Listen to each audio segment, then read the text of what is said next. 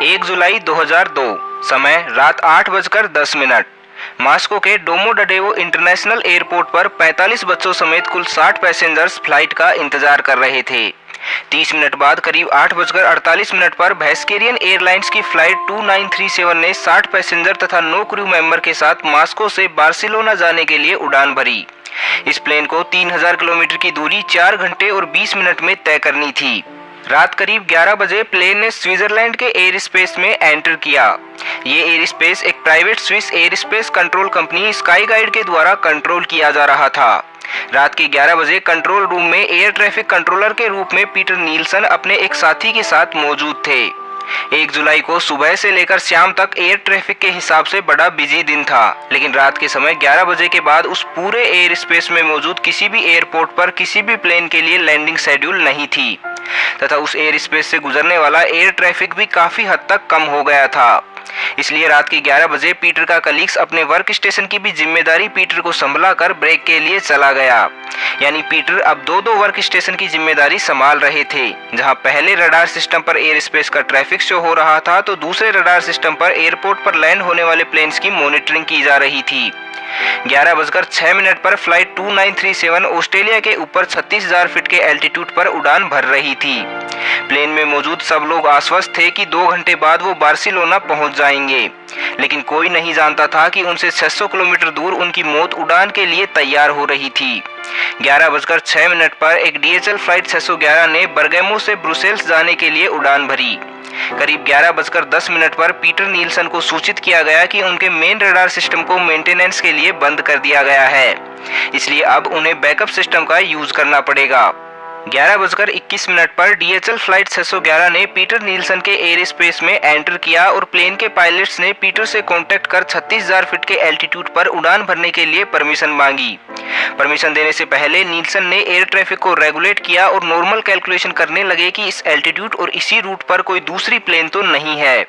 लेकिन तभी दूसरे रडार सिस्टम पर एक डिलेड एयरबस फ्लाइट AEF 1135 का मैसेज आया कि उन्हें पास के एयरपोर्ट पर लैंडिंग करनी है। इसलिए पीटर अपना काम बीच में छोड़कर सेकंड रडार सिस्टम पर मूव कर गए। पीटर ने पास के एयरपोर्ट टावर से कांटेक्ट करने की कोशिश की, लेकिन उनका फोन वर्क स्टेशन पर मेंटेनेंस प्रोग्राम के चलते काम नहीं कर पा रहा था। इसलिए वो फर्स्ट रडार सिस्टम पर वापस आ गए, क्योंकि अभी फ्लाइट AEF 1135 को लैंड होने में 10 मिनट का टाइम था। फर्स्ट रडार सिस्टम पर आने के बाद पीटर ने DHL फ्लाइट को 36,000 फीट के एल्टीट्यूड पर उड़ान के लिए मंजूरी दे दी और वापस पास के एयरपोर्ट टावर से कांटेक्ट करने की कोशिश करने लगे। घटना से करीब 2 मिनट पहले DHL फ्लाइट को 36,000 फीट पर उड़ान की मंजूरी मिलने के बाद उन्होंने अपना एल्टीट्यूड 36,000 फीट कर दिया। उधर दूसरी तरफ फ्लाइट 2937 जो बार्सिलोना जा रही थी, वो भी 36,000 फीट की ऊंचाई पर ही उड़ान भर रही थी। यानी घटना से 2 मिनट पहले दोनों प्लेन सेम एल्टीट्यूड पर एक दूसरे से 44 किलोमीटर दूर थी और साउंड की स्पीड से भी तेज स्पीड से एक दूसरे की तरफ आ रही थी। यहाँ समस्या की बात यह थी कि दोनों प्लेन्स का एयर रूट क्रॉस कर रहा था, यानी जिस स्पीड से दोनों प्लेन चल रही थी उसके अकॉर्डिंग स्विट्जरलैंड के ऊपर दोनों प्लेन आपस में टकरा सकती थी। घटना से करीब 43 सेकंड पहले एयर ट्रैफिक कंट्रोलर पीटर को स्थिति की गंभीरता का एहसास हुआ और उसने तुरंत फ्लाइट 2937 से कांटेक्ट कर पायलट्स को तुरंत ही डिसेंट परफॉर्म करने के लिए कहा। पीटर ने रशियन पायलट्स को निर्देश दिया कि तुरंत ही वो अपनी प्लेन का फ्लाइट लेवल 360 से डाउन करके 350 पर लेकर आएं।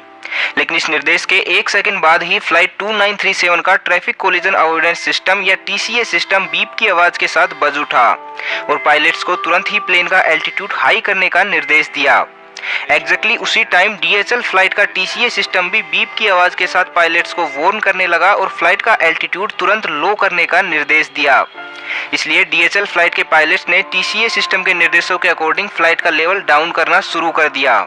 लेकिन उधर दूसरी तरफ फ्लाइट 2937 के पायलट्स कंफ्यूज हो गए कि एयर ट्रैफिक कंट्रोलर के निर्देश को माना जाए या TCA सिस्टम को फॉलो किया जाए। तभी पीटर ने दोबारा से अपनी बात दोहराई और फ्लाइट 2937 के पायलट को डिसेंट परफॉर्म करने के लिए कहा। फाइनली रशियन पायलट्स ने कंट्रोलर की बात मानने का निर्णय लिया और प्लेन का एल्टीट्यूड डाउन करना स्टार्ट कर दिया। यानी इस समय दोनों ही प्लेन डिसेंट पर थे और करीब 13 से नीचे की तरफ आ रहे थे। जो फ्लाइट 2937 के TCA सिस्टम के बिल्कुल विपरीत था। दरअसल ट्रैफिक कोलिजन अवॉइडेंस सिस्टम या TCA सिस्टम प्रत्येक प्लेन में एक ऐसा ऑटोमेटिक सिस्टम होता है जो प्लेन के एल्टीट्यूड, स्पीड और हेडिंग का यूज करके प्लेन के चारों ओर एक 3D मैप बनाता है और लगातार इस मैप की इंफॉर्मेशन आसपास के प्लेन्स को ट्रांसमिट करता रहता है। जैसे ही कोई प्लेन इस मैप में एंटर करती है तो ये सिस्टम पायलट को वार्न करता है और सिचुएशन के हिसाब से एक प्लेन को डिसेंड और एक प्लेन को क्लाइंब करने के निर्देश देता है। उधर कंट्रोल रूम में जब पीटर ने देखा कि फ्लाइट 2937 ने उनके निर्देश की पालना करके फ्लाइट लेवल डाउन कर लिया है तो वो आश्वस्त हो गए कि सब कुछ ठीक हो गया। इस समय पीटर इस बात से अनजान थे कि DHL फ्लाइट ने भी अपना फ्लाइट लेवल डाउन कर लिया है, क्योंकि फ्लाइट 2937 के साथ लगातार कांटेक्ट में रहने के कारण DHL फ्लाइट के पायलट्स पीटर से कांटेक्ट नहीं कर पा रहे थे, जिसकी वजह से वो ये बता ही नहीं पाए कि उन्होंने भी अपना फ्लाइट लेवल डाउन कर लिया है। वहीं मेन रडार सिस्टम के अंडर मेंटेनेंस के चलते पीटर बैकअप मोड का यूज कर रहे थे, जिसमें एक जरूरी emergency feature visual STCA alarm system मौजूद ही नहीं था, जो ऐसी सिचुएशन होने पर रेड साइन के साथ जोर जोर से खतरे का संकेत देता है। इसी वजह से पीटर को इस सिचुएशन की रियल स्थिति का अंदाजा ही नहीं हुआ और वो आश्वस्त होकर सेकंड रडार सिस्टम पर लैंड होने वाली प्लेन से कांटेक्ट करने लगे। जबकि दूसरी तरफ दोनों प्लेन्स में TCA सिस्टम अभी भी पायलट्स को वार्न करते जा रहा था और दोनों ही पायलट अपनी डिसेंट रेट लगातार बढ़ाते जा रहे थे। घटना से करीब 19 सेकंड पहले पीटर ने एक बार दोबारा से फ्लाइट 2937 से कांटेक्ट किया और उन्हें बताया कि DHL फ्लाइट उनके राइट हैंड साइड से आ रही है, जबकि DHL प्लेन असल में उनके लेफ्ट साइड से आ रही थी। इसलिए जब रशियन पायलट्स ने अपनी विंडो से राइट साइड में देखा तो उन्हें कहीं भी कोई प्लेन आता हुआ दिखाई नहीं दिया। लेकिन घटना से 3 सेकंड पहले अचानक रशियन क्रू का ध्यान प्लेन की लेफ्ट साइड में गया तो उन्हें DHL फ्लाइट आती हुई दिखाई दी और पायलट ने तुरंत ही प्लेन को ऊपर ले जाने का पूरा प्रयास किया। लेकिन अचानक से नीचे जाती हुई प्लेन को मात्र 2 से 3 सेकंड में ऊपर ले जाना इम्पॉसिबल था। इसलिए 2 सेकंड बाद ठीक 11:35 और 32 सेकंड पर 34,890 फीट के एल्टीट्यूड पर जर्मनी के ऊपर DHL फ्लाइट 2937 को चीरते हुए आगे निकल गई। इस टक्कर की वजह से फ्लाइट 2937 4 टुकड़ों में टूटकर अलग हो गई और प्लेन का आगे वाला हिस्सा सीधे वर्टिकली जमीन से टकरा गया, जबकि प्लेन का पीछे वाला हिस्सा हवा में स्पिन करते हुए कुछ सेकंड बाद जमीन पर आकर गिरा। ये टक्कर इतनी भयानक थी कि फ्लाइट 2937 में मौजूद 45 बच्चों समेत 60 यात्री और 9 क्रू मेंबर्स में से कोई भी सरवाइव नहीं कर पाया। वहीं दूसरी तरफ DHL फ्लाइट को भी टक्कर की वजह से काफी नुकसान हुआ। इस टक्कर की वजह से DHL फ्लाइट की टेल पूरी तरह टूट चुकी थी और DHL प्लेन अनकंट्रोल होकर हवा में स्पिन करने लगा। करीब 2 मिनट तक स्ट्रगल करने के बाद DHL फ्लाइट घटनास्थल से 7 किलोमीटर दूर जंगलों में क्रैश हो गई। लेकिन गनीमत ये रही कि पायलट ने किसी तरह प्लेन को कंट्रोल करके इसे इस तरह क्रैश करवाया कि प्लेन में मौजूद 2 लोगों को छोड़कर बाकी सभी लोग सुरक्षित बच गए। यानी इस भयावह घटना में कुल 71 लोगों की मौत हुई।